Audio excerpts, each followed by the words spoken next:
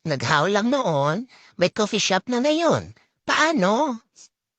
Alam niyo ba, yung nakikita niyong video ngayon, ito ay katas po ng online business na isa pong XOFW na taga Mindanao and siya po ay mayroon na ngayong coffee shop. Ito po, napakaganda ng kanyang coffee shop.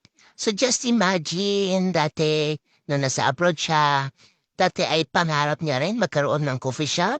Pero alam naman natin kapag ka magbi-business tayo ng traditional business na katulad nito, medyo malaki po yung needed na startup capital.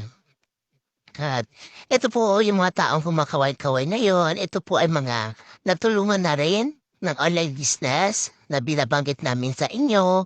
Yung trending ngayon, patok na business na lagi mo nakikita sa Facebook, sa Reels, or kaya sa TikTok, and even sa YouTube. So masarap yan kasi masaya na, kumikita, may time freedom, may financial freedom, and yan po yung mga naging mentors ko.